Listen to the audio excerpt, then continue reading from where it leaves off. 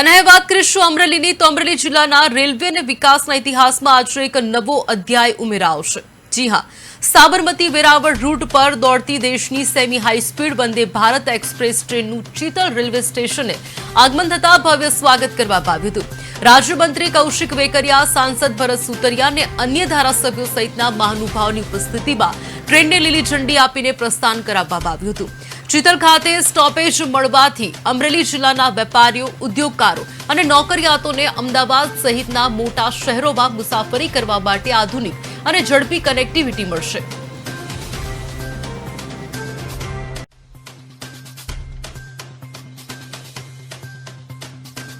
અમરેલી જિલ્લાને વંદે ભારતની ખૂબ મોટી ભેટ મળી છે।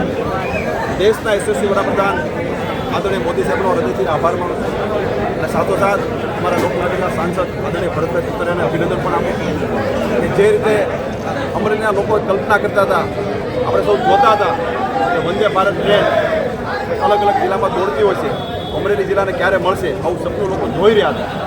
કેન્દ્ર સરકાર દ્વારા આ સપનું પરિપૂર્ણ કરવામાં આવ્યું છે। આજે અમરેલી જિલ્લાના શીતલ મુકામે વંદે ભારતનો સ્ટોપ જ્યારે આપવામાં આવ્યો અને અત્યારે વંદે ભારત જે રીતે અત્યારે સોમનાથ થઈ પ્રસ્થાન થઈ છે, લોકો મોટી સંખ્યામાં એમને વધારવા માટે ઉમટી પડ્યા હતા।